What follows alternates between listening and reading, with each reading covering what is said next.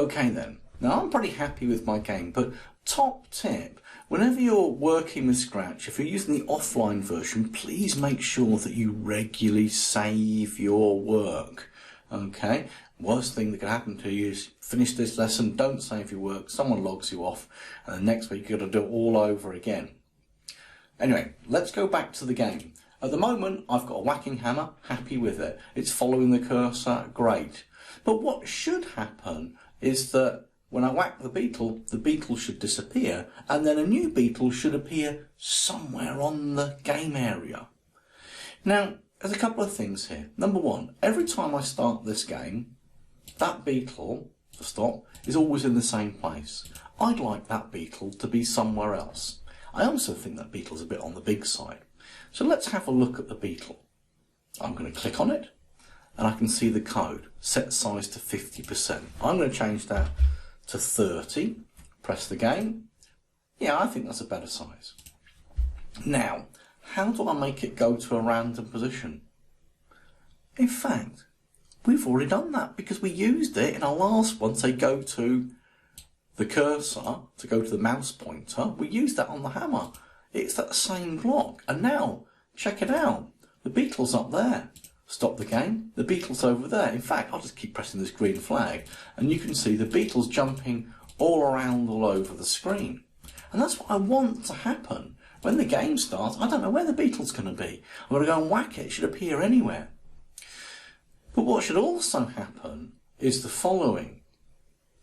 When I've hit the beetle needs to disappear and then reappear somewhere in the game. So the beetle could be here and then I whack it and then it appears down here, and then I whack it, and then it appears over here, and then I whack it, and it appears somewhere else on the screen. And the whole point of this particular game, and the way we're going to keep it quite simple, is we might have a time limit of 30 seconds. You've got to see how many beetles you can whack in 30 seconds, and it will keep a score. But we need that beetle to disappear, and then reappear somewhere else in the game. So how do we do that? Well, this is your task. I'm going to give you the blocks, and you see if you can solve it. So these are the blocks that you're going to need. Number one, you need to say, if the beetle is touched by the hammer, then disappear. So how do we get an if command? Well, if we go to control, we find something called if then. And I need that block. Now you'll notice this sort of shape here. And in here, we need to put a special block. And we find it in sensing here, the one below. And there's one here that says, if touching, and you'll notice there's a drop-down arrow. If I'm touching the hammer, then I need to disappear. Now to disappear, we need to change the way something looks. And at the moment, it's we can see it. But right down the bottom, you've got to scroll a little bit, so I'll put it up the top now. There's a block to hide. So, we need that one. But then, what we need to happen is this. So if I'm touching the hammer, I must disappear. And then, I must go to a random position. Well, we know that block. It's that one. And then, I must reappear. Well, if I'm going to hide, I then need to, and again, it's right down the bottom, I'll scroll, whoops, up, I need to show.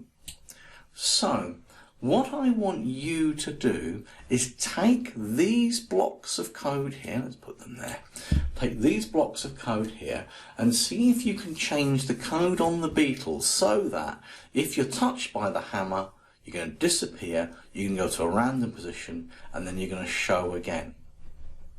The problem I have is this. That only does that once.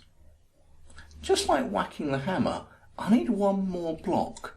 I'm going to let you think about what block that is, and see if you can put it all together. But you'll know if it's right, because you'll whack a beetle, and it will pop up somewhere else on the screen.